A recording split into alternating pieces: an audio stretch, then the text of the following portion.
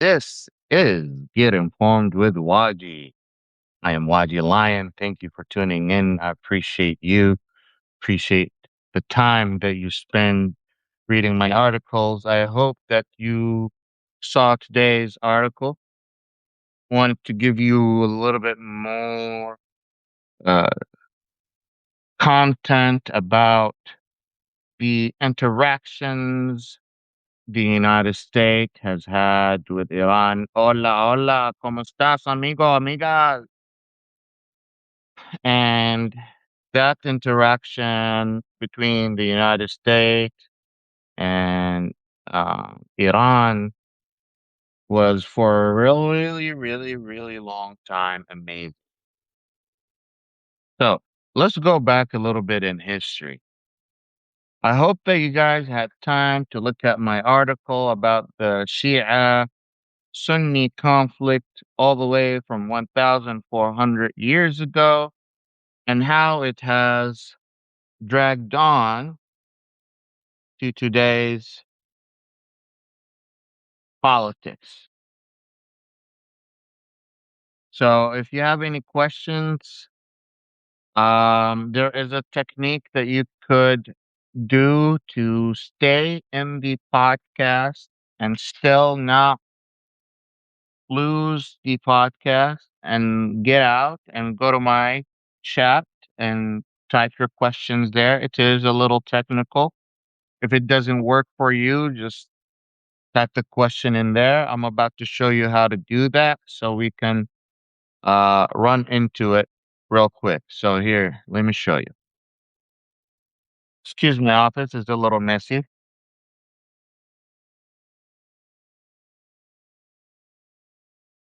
So if I'm going over here, I'm gonna find a live stream that I can attend. Let's see, Don Lemon. So I'm at Don Lemon show right now. All I'm gonna do is you see my finger. I'm gonna push away, and all of a sudden the show drops to the bottom. I'm still in the show. I'm still attending the show. And I usually go to the the message section, and I go click on the top, and voila, we are at my group chat. Wajeeh Lion, subscriber, chat only. I hope that was helpful. What you guys think about my coffee mugs? I'm still working on getting them fixed.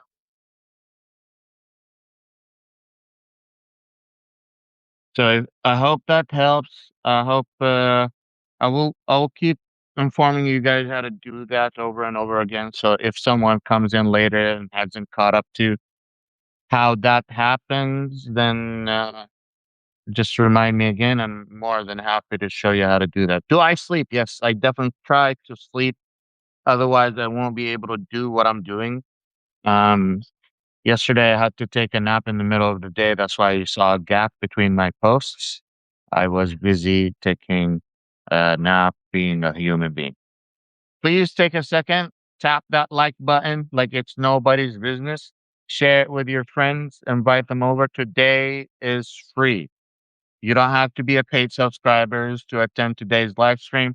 I wanted people to have the opportunity to join us at least once or twice a week to see what we talk about and how this works and if it's something they want to subscribe to.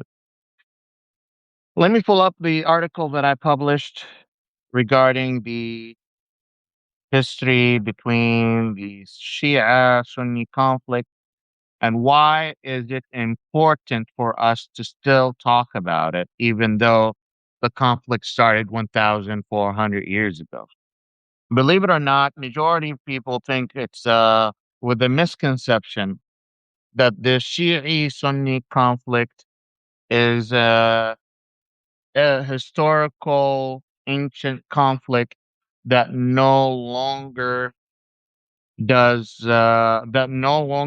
a part in our geopolitics. So when Prophet Muhammad died, he died and he had Abu Bakr as-Siddiq, his father-in-law, Umar ibn Khattab, a very close friend of his, and Abu Bakr was also very close of his. And then you had his two grandkids and his son-in-law, Ali, who is the father of those two grandkids, who is also his cousin. Why am I describing this family structure? Why is it important? Well, the divide happened exactly after the death of the Prophet, where Shia believed that the only righteous person to lead the Islamic religion has to be from the blood lineage of the Prophet Muhammad, just like myself. I am a direct descendant of the Prophet. My family's been approved of their lineage through three governments: the Saudi government, Egyptian government, and Jordanese government. Well, there are a few monarchies that exist today that still can trace their lineage to the Prophet, including the Jordanian monarchy and the Moroccan monarchy. That's just some interesting facts for you guys if you don't know. The reason Shia believe that the only people who are righteous enough to lead Islam after the death of the Prophet is the descendant of the Prophet is because they believe that they have some sort of connection to the Lord and they get insight and they can be less corrupt than other human beings. The Sunnis, on the other hand, believe that there should be some sort of consensus among the Muslim community on who leads the Ummah. Ummah is a word that is used in Islam to describe the Muslim nation or the nation. So they call the Muslim Ummah, the Muslim nation. So from the beginning, Abu Bakr as-Siddiq was elected.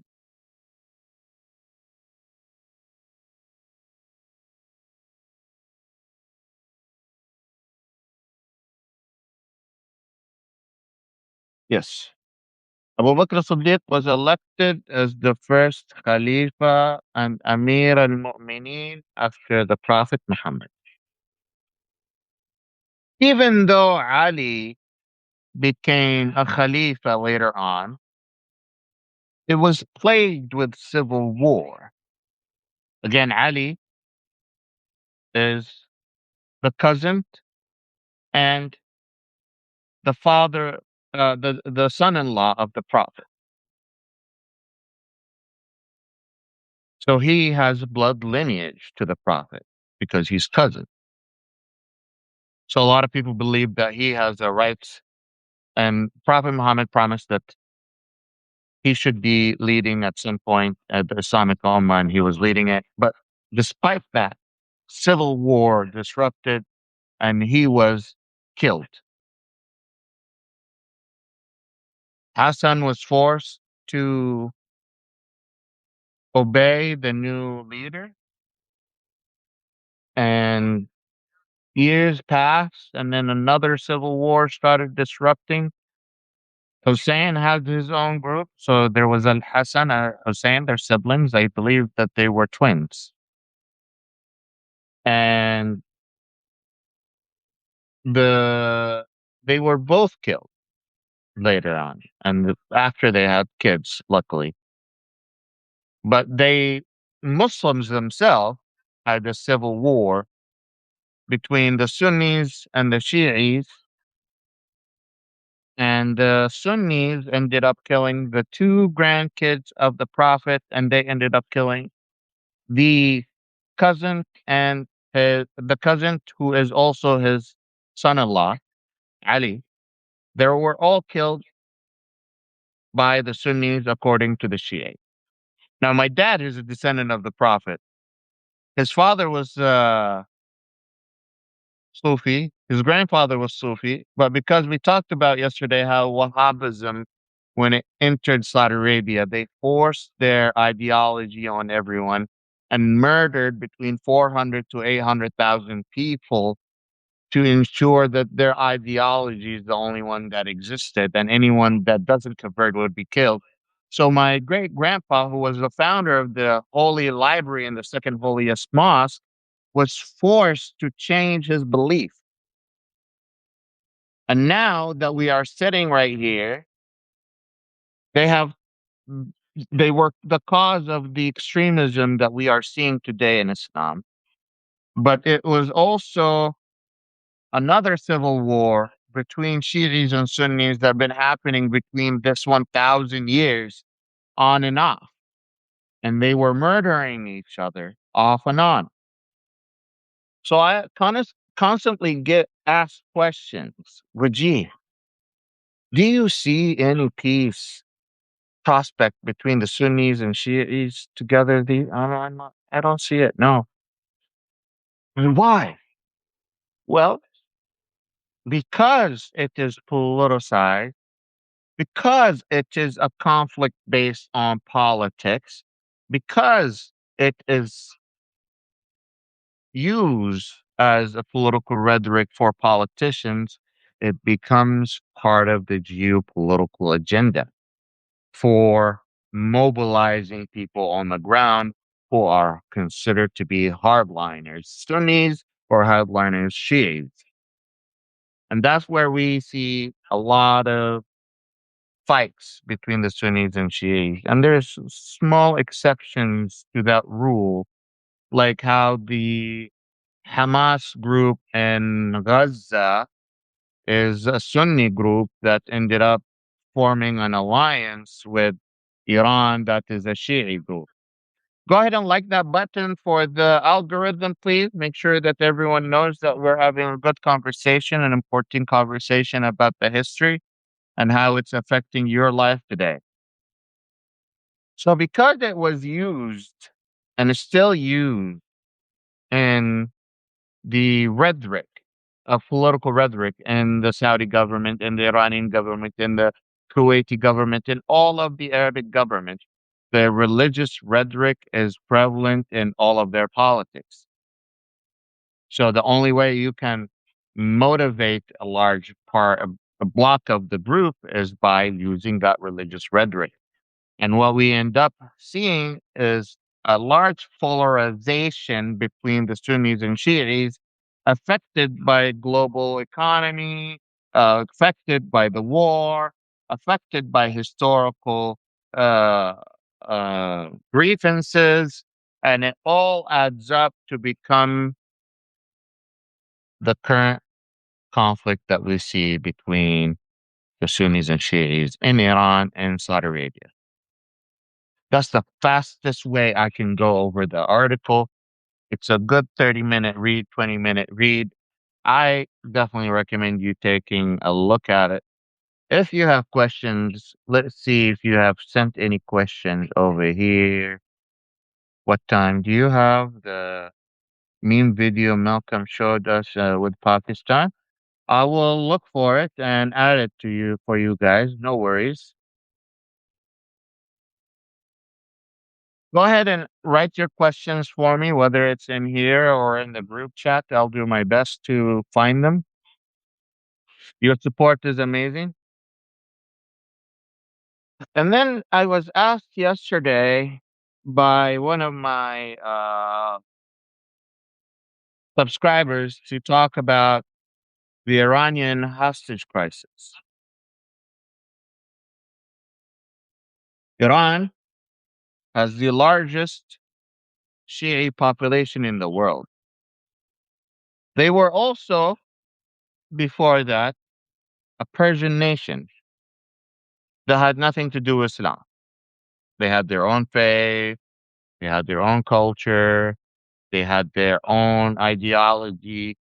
But with the Islam spreading, with what they call futuhat openings, I call it Islamic imperialism, where they have spread around the world. And the rule was when they invaded a country, they gave that country three choices: become Muslim, pay taxes and we'll protect you, or go to war. Muslims like to say that that is a good option. We're giving you three options. And I just thought, that these options always seem unfair to whoever that they're going to. And it kind of reminds me a lot of the current political system that we have in the global economy. So they invaded Iran. They conquered Iran. Iran became the Shi'i nation. But before that, Iran had thousands of years of different religion. They had their own monarchs. Supposedly, the Shah is supposed to be part of a 4,000-year monarch lineage. But the motherfucker was, excuse my language, corrupt. He would spend all of the money on alcohol. He would spend all of the money on jewelry gifts for people who are not even from the same country. For the Brits, he would give gifts to the U.S. He would give gifts to lavish gifts, caviar floating around like nobody's business, champagne floating around like nobody's business, and the rest of the society is hungry.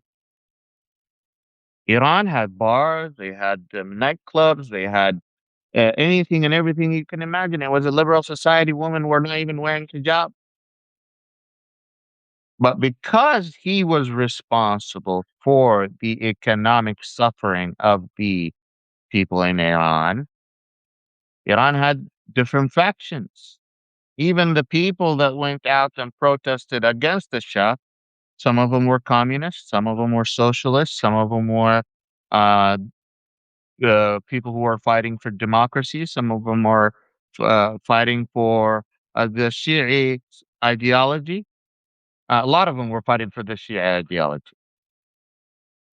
So when the protests went down and they brought down the first Shah, and the Shah went back to the United States, they elected a democratically elected president. But that president just happened to have a little bit of disagreement, a little bit of anti US ideology.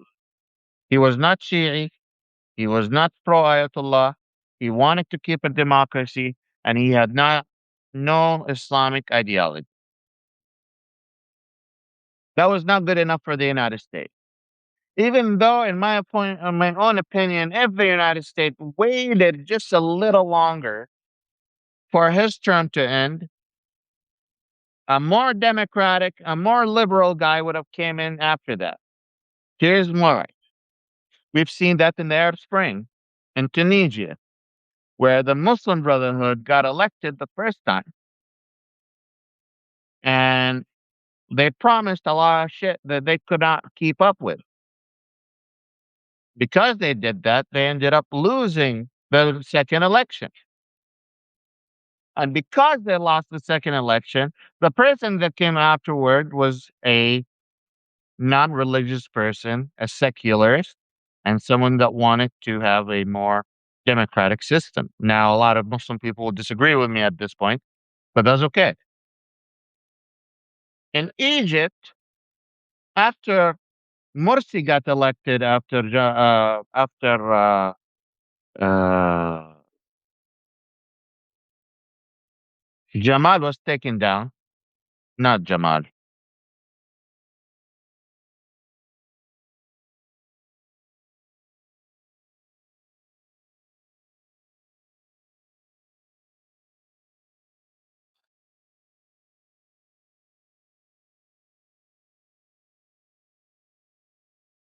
not Hosni Mubarak, no,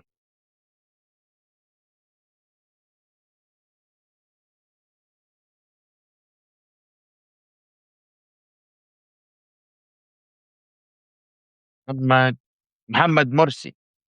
Muhammad Morsi was the guy from the Muslim Brotherhood. Before him was Jamal Abdel Nasser, Hosni Mubarak. Hosni Mubarak was the president, and the Arab Spring happened. People came to the street. The government tried to use the military to oppress them. They couldn't oppress the people. And the Egyptian dictator, for the first time, steps down from president. And what happens next is a inspirational moment for the rest of the Arab world, where they, for the first time, started acting in a civil matter, acting in a way where they are working with each other, and conducted the first democratically election in Egypt, where Muhammad Morsi was elected and he was a member of the Muslim Brotherhood. Why are you telling us about Egypt when you're telling us about Iran? I'm getting there. When he became president, he put all the religious people in charge. It was only a few months later the rest of the country went back to the street protesting. But the unfortunate time this time there was a military coup instead of another democratically election. And we currently have a Sisi as the current president, who was the head of the military, and he is the current president of Egypt. People went out wanting to do another democratic election. They were just very unlucky that the people who stood in their face were the military, and they used live rounds killing people who were protesting the military, ending up with killing thousands of people, with Rab'a al-Adawiyya that was connected to the Muslim Brotherhood, and then other people that who had nothing to do with the Muslim Brotherhood that was detained, killed, or tortured for that process. What I was trying to tell you is that if you let democracy run its course, the people will end up choosing what's right for them and what's right for the world. And that means that they would have chosen a more liberal, democratic, secular president in the future. And if the United States would have waited after the election of the first elected Iranian president, they would have had a more democratic representative in the future. But they were impatient and they wanted someone that swore only allegiance to the West, and they used the CIA to conduct another coup and have not another coup, conduct a coup and take down the president of Iran, who ended up going to jail and being tortured and other shit, and put in place the Shah. Do you think that made the Iranians happy that busted their ass and died and sacrificed everything and anything they had just to have that democracy? Absolutely not. You lost the whole population. Even the liberal ones, even the communists, even the socialists, anyone that was pro America at that time was like, what the fuck are you doing to our nation? So the more militarized, the more extremist group, like the Shi'i group, decided to take action. They worked with other minority groups in the country. They worked with other parties to do another uprising, another protest to take down the Shah. But this time, the Muslim Shi'i group was the majority, and they were able to shut down any other group that was rising up. And Khomeini, Ayatollah, Ruh Allah, Ayatollah means the word of God, Ruh Allah, the soul of God, Al Khomeini, flew back from Iran to from France to Iran to take in charge of the power, and that was the start of the Islamic Revolutionary Iranian government. Well, what happened after that, Wajid? Iranians were pissed, so they decided to go. and attacked the U.S. embassy as revenge. So we had the 444 hostage crisis of the U.S. embassy. Many of my viewers remember that day. And if you don't, it was a dark day in U.S. history where the Iranians and armed militia were able to break down the doors of the U.S. embassy and hold everyone hostage for 444 days. The United States tried to send special forces, and even that failed. And I strongly recommend reading today's article to find out what happened. It's free. The article is free. But so you don't miss any of the details. Please go read the article. And you will have a good idea of how it is affecting your life today. Now, the hostage crisis happened. There was some back end deals. There is some word that Reagan, he was after Carter, right? Jimmy Reagan. He's the president that the very conservative president, right? Reagan, right? Reagan, yeah, I think so. President Reagan came after Kennedy. No, not Kennedy. Oh, hold on. Because he passed away recently, not Reagan. President Carter. President Carter passed away and then Reagan. That's right. So Reagan made the deal with the Iranians or something that wait until and keep these Americans hostages there until I become president and then release them so he can win the election. But that's like like for the U.S. government, they've been saying that this is a conspiracy. But that was part of the research that I found. Kennedy worked really hard to try to get these U.S. citizens back. Reagan promised some sort of military deal with the Iranians, where the Iranians several times, even after the clashes between the United States and Iran, ended up making some military deals with the U.S. government without the Congress approval. He got in a lot of trouble for it. Anytime you have a military cell with equipment and classified information, you have to get permission from the US Congress to clear that sale. Kennedy did not. Not Kennedy. You know what I'm talking about. I keep Reagan. Anyways, the corruption in the US government is horrible.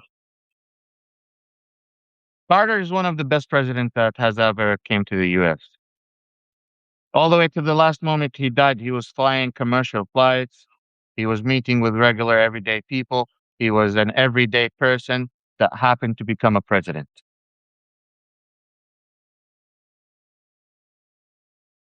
Yes, thank you. Reagan, the Contra scandal. Here you go.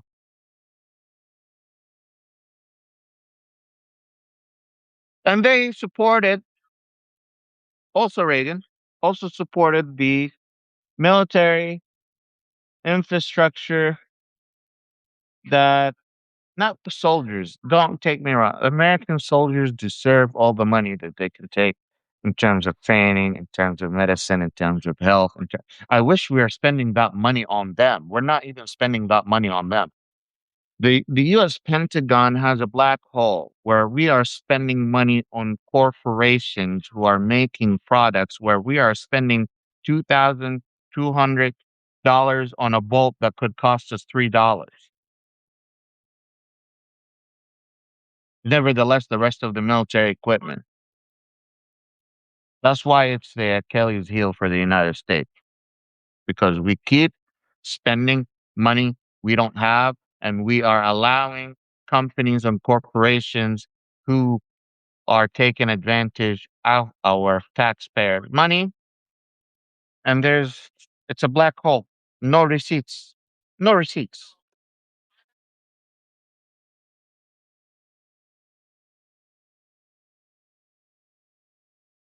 Okay, let's see. What other questions do we have? Oh, I don't know if I finished. So the United States was able to get their diplomats back, but the Irani US relations after that was permanently shattered. And then Iran started paying attention to the US actions from beginning before Iran created, that they had their smart people, they look at history, they study history. They saw the US Vietnam War. They saw the invasion of US in Iraq. They saw the US invasion of Afghanistan. They saw the US operations in Pakistan. They saw US operations in Syria. They saw US operations in Libya. They saw US operations in Yemen. They have been studying all of those operations. You think they were just standing by? They have created a well trained militia. They have created a military that is already know what its purpose, even if its leadership is decapitated and every other leader is decapitated. The whole idea is if my leader is dead, I know what to do. If my supreme leader is gone, I know who's the target. There's no question about who their enemy is. All they need is a fatwa. All they need is a command from the beginning to know it's a start time. And the fact the United States has attacked and decapitated the Khomeini and has put a very strong chokehold on the rest of the economy for the Iranians, we have noticed that mostly done nothing to eliminate the Iranian regime because they have sophisticated government with multi-level system. They made sure that there is a revolutionary guard that is established from the beginning of the Islamic revolution that took down the Shah of Iran. Please like, subscribe, and share. So after they have taken down the Shah, after they have established the IRGC, after they have realized that they need to keep a revolution going, what you end up knowing is that even from my understanding, even if the United States dropped an atomic bomb on them, that would not prevent them from keeping going because it is a religious duty that they believe in. It's an ideology. You can go to war against ideology, but if you fight war with guns, if you fight the ideology with guns, you're going to lose that war because it is an ideology. It's an idea that is spread it around. And the idea is the Western government, like the United States, is coming to oppress us. That's a message that was started from the beginning. And therefore, what actions we have taken so far has only proven those claims. So we have only made more people want to become fighters against the United States. Additionally, you think they look at their martyrs as an injury when they feed on that as a way to go to heaven. They're looking at, even though they're sad about their death, loved ones, even though they're pissed about it, even though they have the John Wick ideology for it. These people have been taught that fighting and dying in the battle is exactly like Bahala. If I'm going to describe it to you in a language you could understand, if you die in battle, you are a martyr. Very similar ideology to the Bahala in the Viking. These motherfuckers are wanting to die in war because dying in regular, boring life does not mean that they're a martyr. They were wishing that they were being attacked by the US so they can fight this war, some of them. You could tell me, why do you being conspiracy theories? No.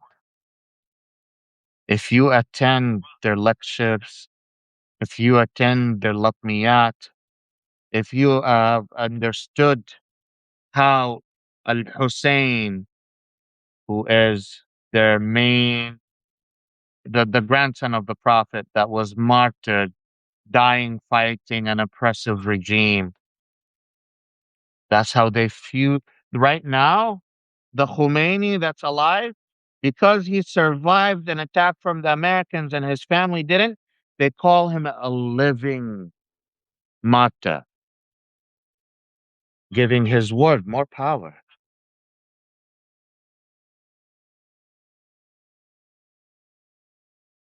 giving his words more legitimacy. He was chosen by God. He was saved. That's what they say. God chose him to be our leader. The reason he was saved from an attack from the Americans where they sent more than 80 bombs on a bunker where everyone died and he was one of the only few survivors. You think that rhetoric wouldn't build up? That's exactly what would happen. That's exactly what happened. Okay, guys, I'm gonna start taking a question. What about the Israeli role in all of this? The Israeli role is simple. The Israelis wouldn't be here to begin with in this war without Trump. They have been trying to join a war like this for years, where they have approached every president since the Iranian Revolution started. Every president was approached since the Iranian Revolution. Hey, come on, buddy. Let's go take care of the Khomeini. Let's decapitate the regime. Every president, intelligence agency was like, that's not a good idea.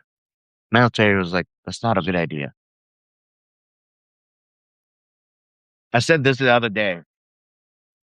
In the military, if you're the president and you go to military and tell them, I need to go to war with Iran, they tell you that we're 60% ready. Like, president say, I don't care, go to war. You think the general will stop and say no? No. General is obligated to go to war 60% ready. We were not ready to go to this war. The Israelis were not ready to go to this war without the Americans. So what I think happened is the Israelis and Netanyahu played on the ego of Netanyahu played on the ego of Trump. I know you want. You know, before that, he gave him an Israeli, the highest Israeli award. So Trump got an award from Israel. Like, hey, buddy, I know you're looking for the Nobel Peace Prize. I can help you out. Or even maybe they could have been like, I know you're having a hard time in the United States with your numbers. Anytime, statistics have shown over time, anytime a president go to war, his numbers go up. What they fail to mention is that when we went to war and the president numbers went up is when the United States was attacked, not when we were attacking. the numbers for a president like 9/11, God forbid, never again. Anything that happens like 9/11, Bush, his numbers went up. When our allies come to us and say help, the president numbers go up. Like Saudi Arabia was invaded, Kuwait was invaded. That's an ally we are promised to safekeep. They keep us fed, they keep us full of gas, they make sure the world economy is going. So that's an important ally that we have in the Middle East. The numbers went up. The propaganda was amazing for the US shield. Here. In fact, this was one of the propaganda.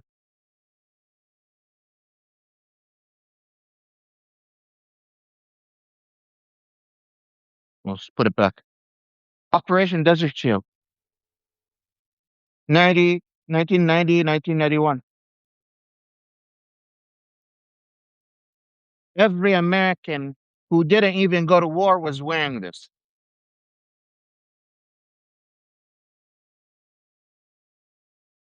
because they saw that it was a just thing to do to fight for the weak. But we're doing the exact opposite. What was the question? That was a good question. If the US can, well, the US can use military force or regime change.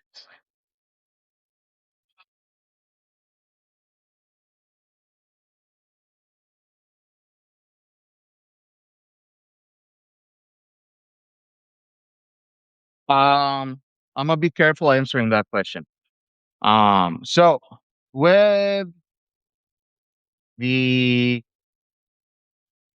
there is the only thing that's keeping Iran from making a dangerous attack like this in the US is their capability. China still doesn't have the capability of reaching US shores. And China has better ballistic military weapons than Iran. But they can reach most of US bases in that area. I'm talking about China. If an unfortunate attack would happen on US soil, which I think the Iranians are measuring very, very, very carefully, because they have known and understood that an attack on US soil would bring the Americans together against them. That's not what they're trying to do. They're fighting an economic war. They are fighting a propaganda war, and they are winning at it. The Iranians' game strategy is not to attack you in their land. And if you were attacked in your land, it would most likely be by people who have been inspired by this war or inspired by a fatwa, not directly linked to the Iranian regime. There might be groups here and there who are what I call sleeper cells that might be activated at some point. But these types of cards, I don't think would be used unless it's last resort, because that would be considered very, very, very like huge escalation that they cannot go back on. Also, the United States is a very sophisticated government. They have their own system where if the president is eliminated, there is the vice president, there is the secretary of state, there is the speaker of the house, there's the head of the military. They have a whole list of people there they go down through all the way for thousands and thousands of offices. And those offices are responsible for making sure that the U.S. interest is placed first. So I don't think regime change would happen in the US easily. In fact, I think if the United States wants to do something, they should demand change from their own government and ask for constitutional changes. The last time there was, I don't know why we stopped adding people to the U.S. Congress. I don't think we have enough people in the U.S. Congress to represent the wide diversity of the U.S. population that we have today. The U.S. Congress was made and the to continue growing, but that stopped growing maybe 40, 50 years ago, and it has affected your representation at the Capitol. I think that you should demand to have better representation and have more seats in the U.S. Congress to have better representation of all of your ideologies. You have people in the far right, you have people in the right, you have people in the middle, you have people in the left, you have people in the far left, and they all have different ideologies from them. Having just two parties may be okay, but even if not okay, sorry, having two parties is not enough. But if you can't change the two party system, then at least add more people to the Congress. You have a systematic issue. What's the next question?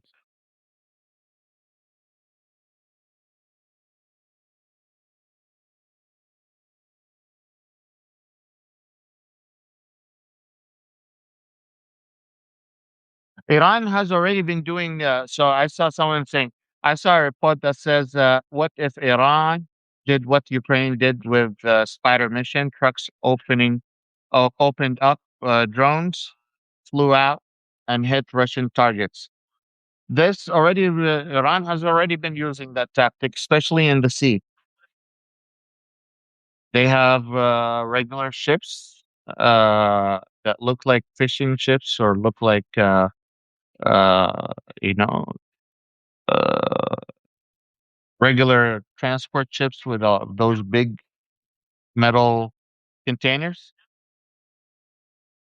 that opens up and they shoot rockets at U.S. ships or U.S. planes. They've used that. They've tried to target several U.S. targets with that. So yeah, that is being used by the Iranians. That is part of their tactic, absolutely. And how do you think those drones come out? They have a basic truck, a pickup truck, and that pickup truck opens up, and they have like a drawer of drones that just fly out one by one. They leave that truck and run away, or drop that thing and drive that quickly, or sometimes they just open the truck and leave. And the drones could be flown out however they want. They just drop the truck and go. So they have their own tactics. Good question.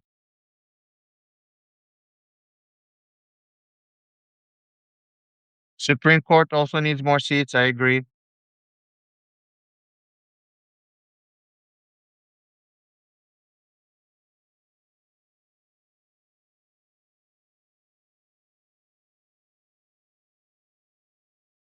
Well, gee, we appreciate you talking, taking time.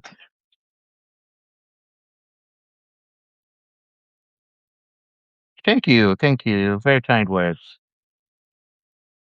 Who was that? Jen, I appreciate you. They can probably put some. the what what's going on Randy Don says they can put goats. That's from Malcolm Nance. He likes to say that the goats on the trees jump out when the plane lands, which I think is very true. He's absolutely right about that. Sometime, maybe not today, can you talk about how the UAE has managed to stay separate from other entities? Can you elaborate on that question, please? Because the UAE has changed their strategy for a while, and they've been focused on making themselves very approachable for the West, especially when it comes to financial investments. I don't know if you know how UAE became the way it is, but what they end up doing, especially in Dubai, is UAE is divided into 7 emirates, I believe.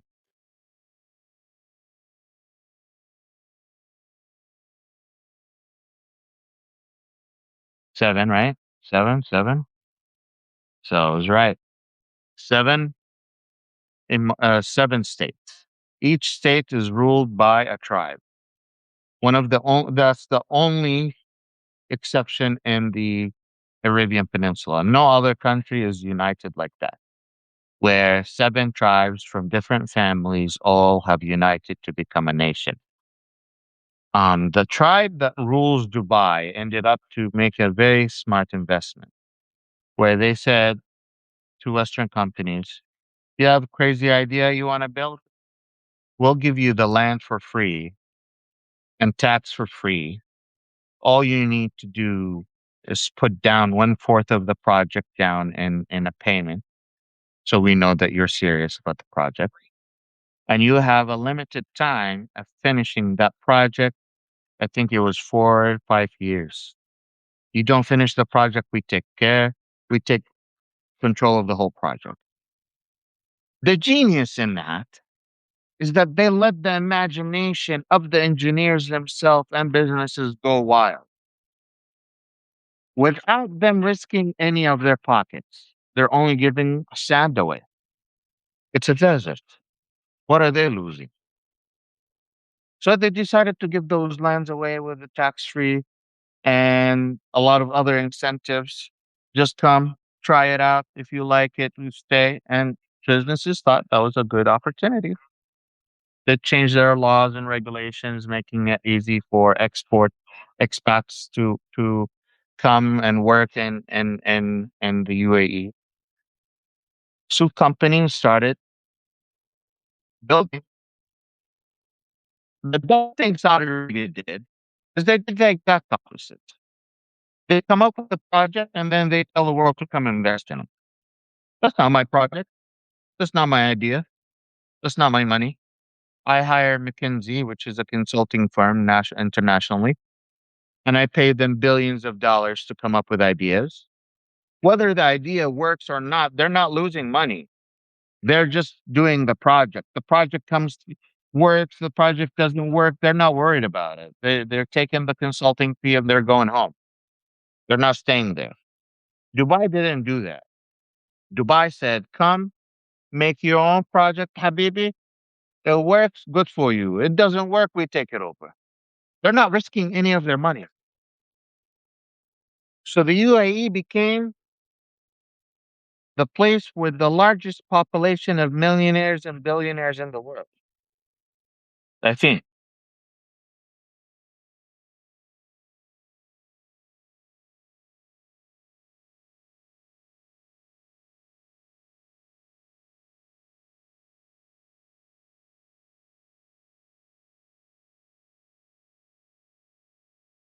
I like to triple check my words, especially when I'm telling you guys something.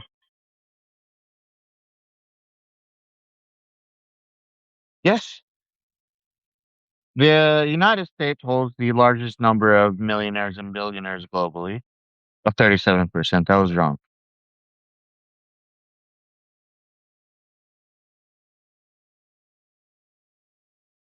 In the Middle East, sorry, in the Middle East.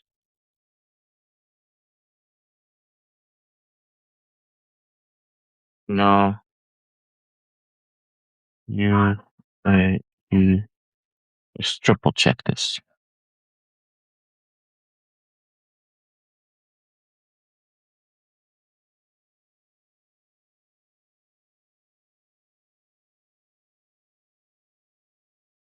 The United States holds 22 million millionaires, but the United Arab Emirates holds 130,000 to 140,000 millionaires. Regarding billionaires, yeah, that's a different one.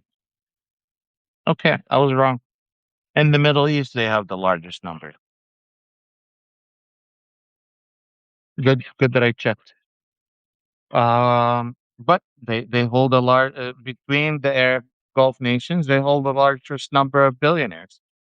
that talks about their success between really rich countries that just produces oil.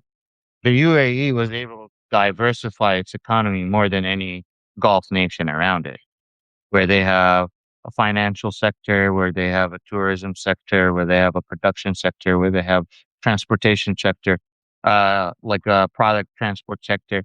All of those things add up to the UAE economy, where they had some of the least amount of oil between the GCC, and they made sure to use that as best as possible, ration that as best as possible for their own self interest.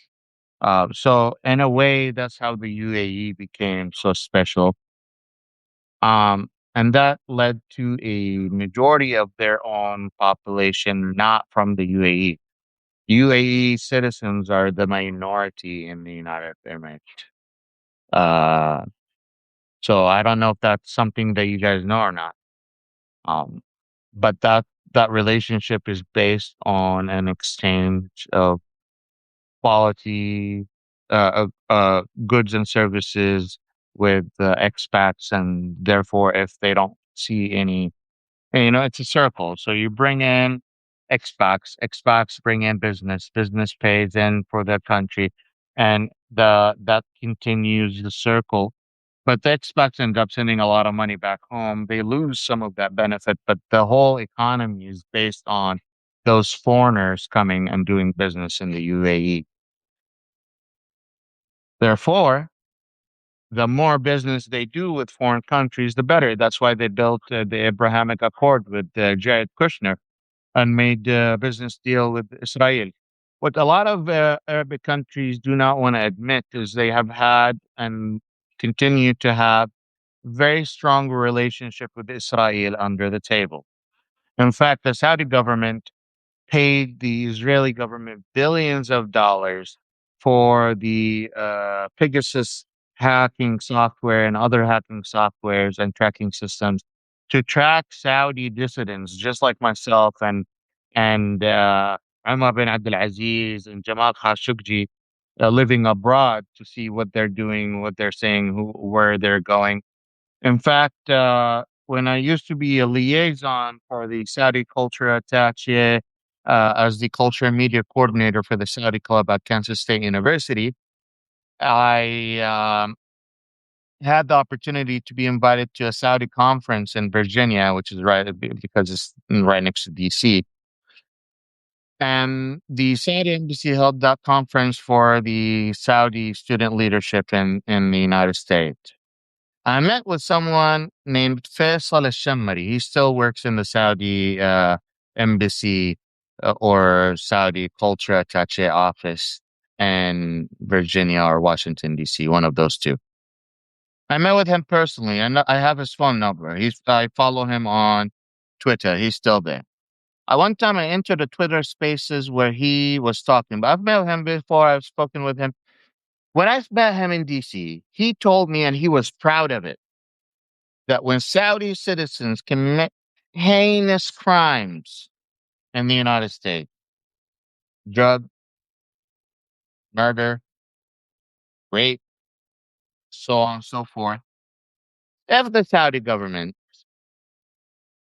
could reach you in time, they will use their diplomatic cards and diplomatic planes. Since Prince Turki Al Faisal was the president to the was the ambassador to the United States, they will use their own diplomatic chartered vehicles and planes to transport that person away from the United States so they don't make the Saudi government look bad here, avoiding U.S. justice system.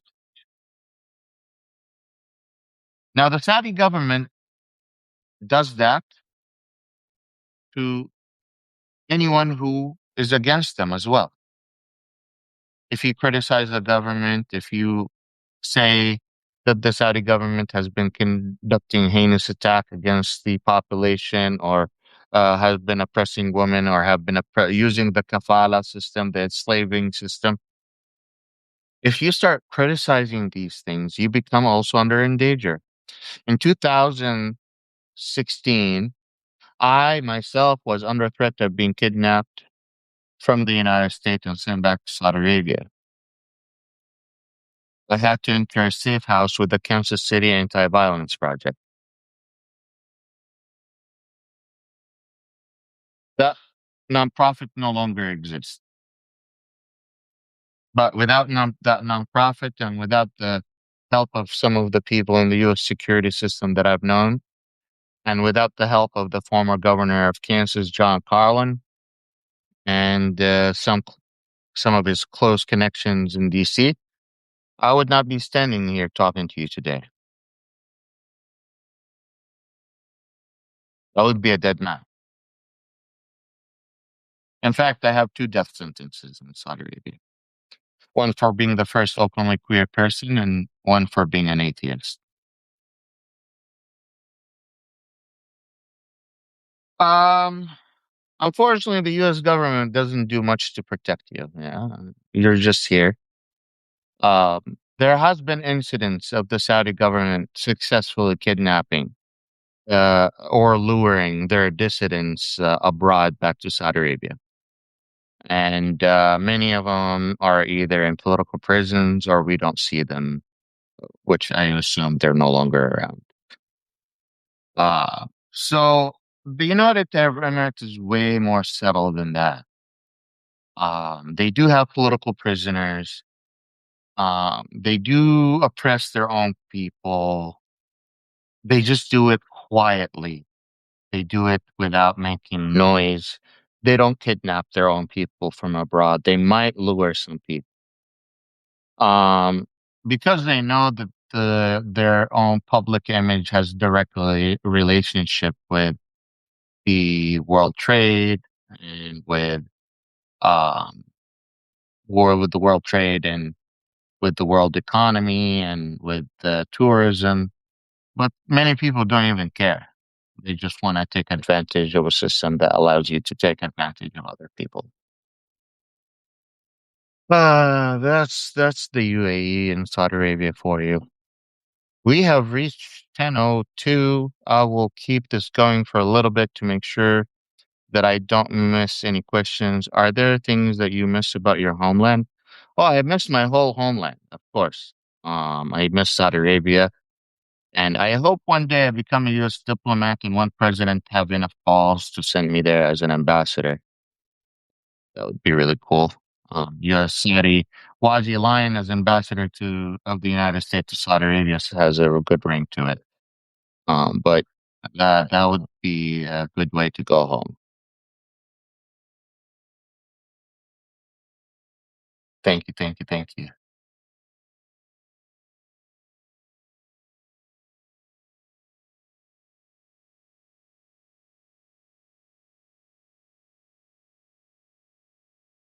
Would they kill you as an ambassador? If they want to fuck with the U.S., maybe.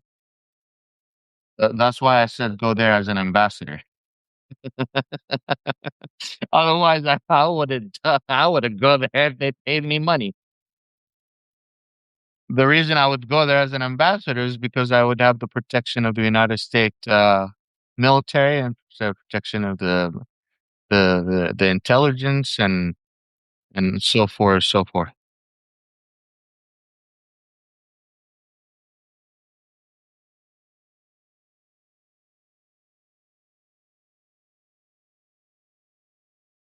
Anyways, I don't see. Is your family safe?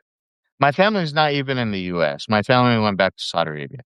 The whole reason we came to the United States is I came from a very privileged family, and we came to the U.S. on a royal scholarship from the King Abdullah, who basically sponsored my whole family. I was good enough in school to join that scholarship later on after I graduated from high school in the United States.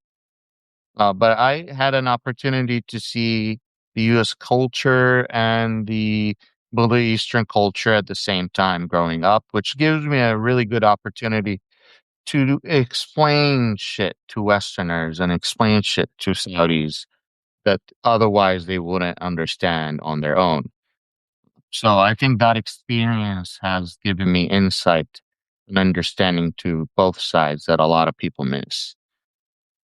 For a long time, I did feel like there was, like I didn't belong here or there, but I definitely feel like I belong now.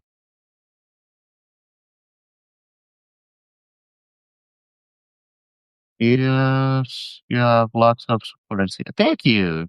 You guys mean a lot to me. I appreciate you. I do have 4% left in my phone. Where did you go for university? Kansas State University, EMA. Would tell you to go there for school, but lately Kansas passed a law that allows people to conceal and carry on university campus. So, as much as I loved going there for school, I wouldn't recommend my child going there for school, knowing that people can conceal and carry inside the university.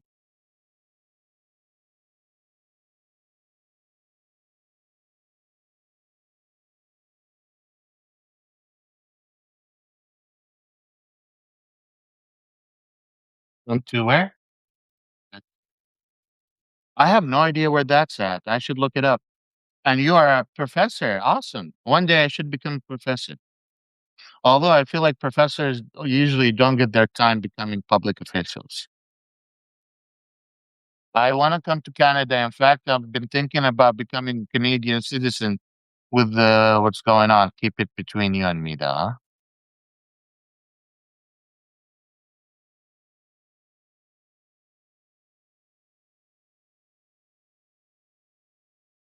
It does feel like very sad time, but it also, if I wasn't lucky enough to have all the people though who have stood by my side, whether it was from the governor's side or whether it was from lawyers, uh, you know, donating their time and work and effort to help me out, I wouldn't be here.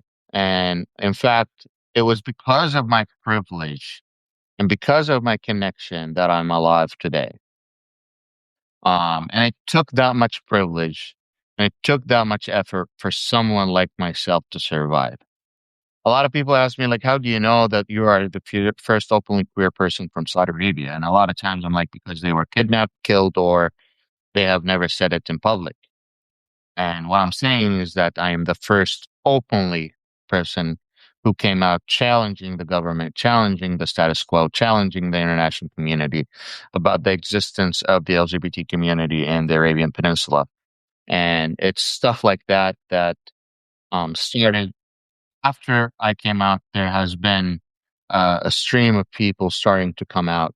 Saudi Arabia, at one point 2 years ago, said, even though they haven't changed the laws, they said LGBTQ people are welcome to visit the kingdom, but stay in the closet as long as you're visiting.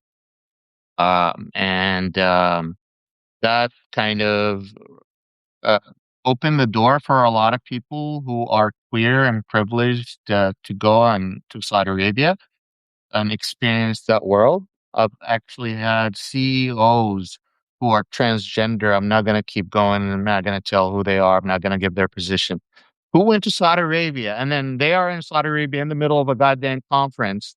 And they're like messaging me on LinkedIn, am I safe as a trans person in Saudi Arabia? And I'm like, it's kind of too late for you to ask me now. But the Saudi government treats Westerners a lot better than they treat their own people. You will see a lot of people being continued to be oppressed. You'll see queer people now at big parties, but you will not see them walking regularly in the street without being harassed. Um, Tariq Aziz was a recent influencer from Saudi Arabia that became a political prisoner in Saudi Arabia just because of the way he looked. And it was because of his privilege again, and because of his connection to people in the hierarchy of the Saudi government. After he came out of prison, he was able to escape right away and run to the United States and apply for asylum. It's a situation like that that makes a big difference. I try not to put my gender identity in the front, especially when I'm doing geopolitical analysis. or political conflict because it has nothing to do with it. And I don't want that to disrupt the ideas or disrupt the conversations that I have about very important topic regarding human lives, war, economy, and so on and so forth. So that's why I don't bring it out. It's not that I'm ashamed of myself. It's not that I'm ashamed of who I am. It's just to make sure that the message crosses to people who don't want to hear from queer people, which I understand. I don't have a problem with it. So I keep that away. I keep it saved for a different space, different time. But my focus is the message. That's why when I'm starting to walk around, people are starting to recognize me and treating me like uh, uh, treating me a lot of times like I am some sort of celebrity, and that a little bit frustrates me because I don't see myself as a celebrity. I see myself as someone who has a message that wants that message to cross. And as long as that is, no, I'm sorry, it's gonna battery's about to die. As long as that message is going to be missed if my identity is put first, then I'm gonna put that away and make sure the message crosses to you guys. Uh, so that's where I'm coming from. Any other question here? Oh, you guys been writing questions on Substack. Thank you. I guess I meant who are they allies with of the who's allies with the UAE? United Arab Emirates is very interesting when they have approached their alliances. They have focused on their national security first. They have basically gotten into a cold war with the Saudi government. And if it wasn't for Iran attacking the GCC nations, if it wasn't for Iran attacking GCC nations, they would have not united. And even though they're united at the moment, they have huge disagreements about the policy in the region. Um, UAE is definitely more hawkish toward Iran. UAE has several of its own uh, ships with some of its own islands taken over by the Shah of Iran before the Ayatollah Khomeini took place. But then later on, that stayed in power, and the UAE, for as long as they consider it since the 70s, it's theirs. So they're definitely feeling hawkish. Iran attacked them the most, so they're definitely wanting to attack Iran. In fact, when the peace uh not the peace treaty, when the ceasefire happened, the first thing the UAE did is take some planes and shoot Iran before everything settles down. I don't know if you guys knew that or not. I posted that I was recruited as a young nurse in 1996 to go to Dubai. Wow. They must have paid you good money to do that.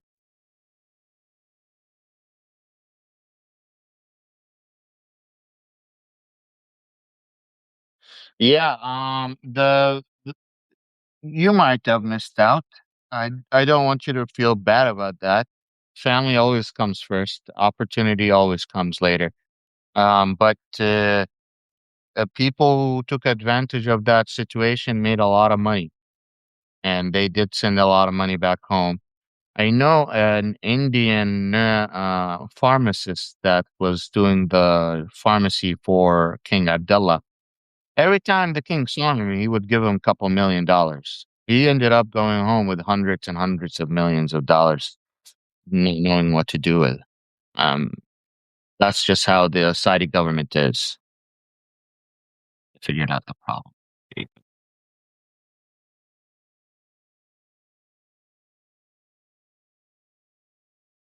We use many sources. We use all journalistic news sources that we can find. We also use open source intelligence that we can trust and follow.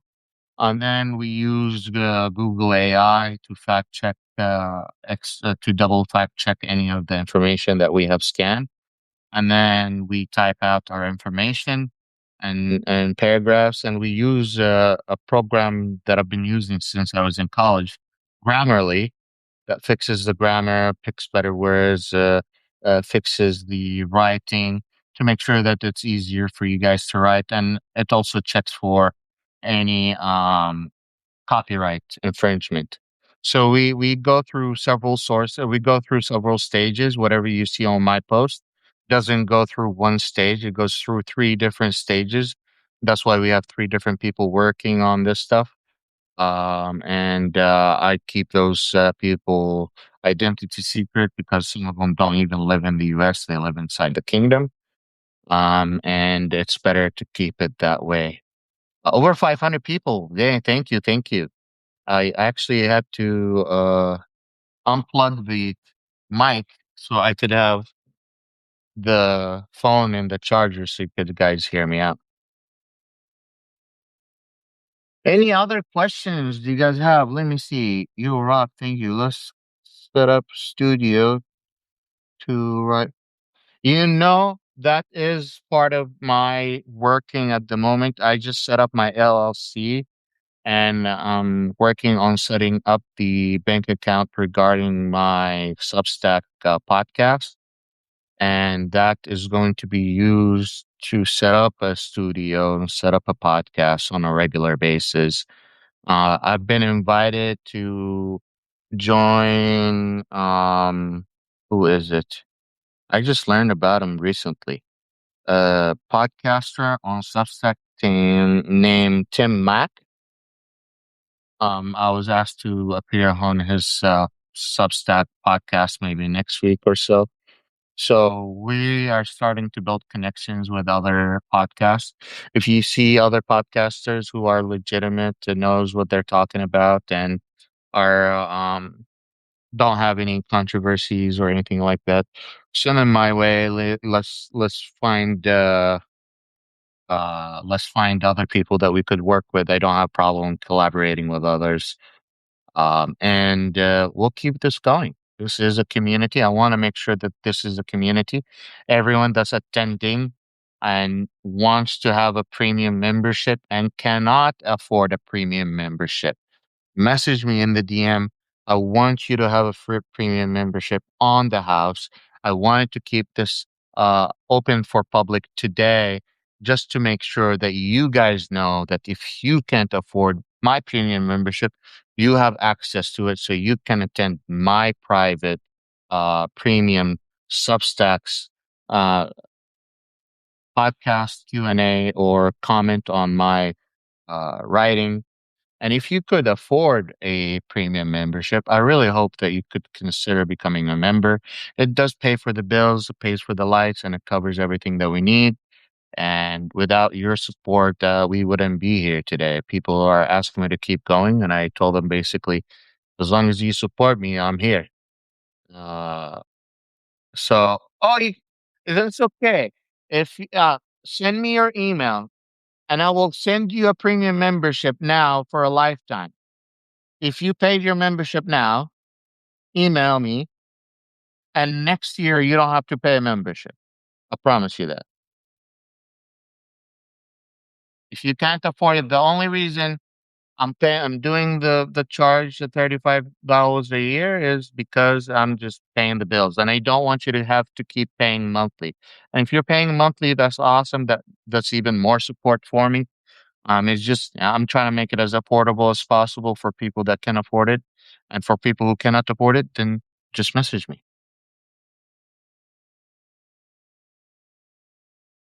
Any other question, y'all? Message me with your email. You don't need to explain your life. You don't need to tell me anything about your financial struggle. I will not ask you any question. I promise.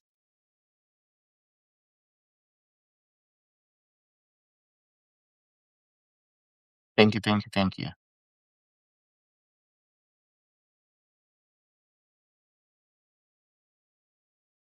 All right. I don't see any other questions. Let me go through the Let me go through my group chat to make sure that there is no question. I wish I can help Vendor.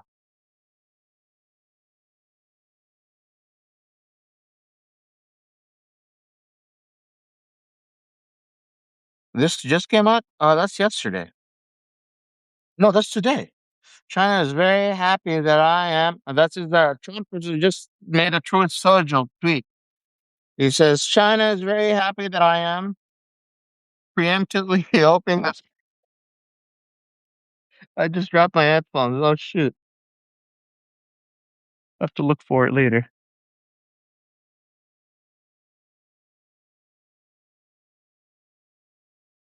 They agreed not to send weapon to Iran.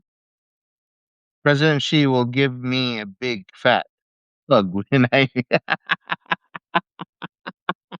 listen.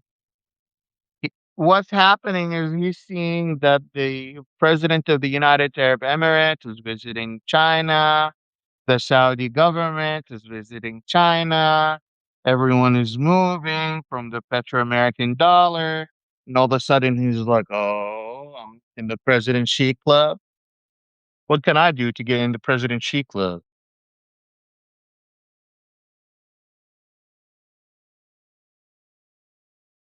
Someone take his phone away. Please, please.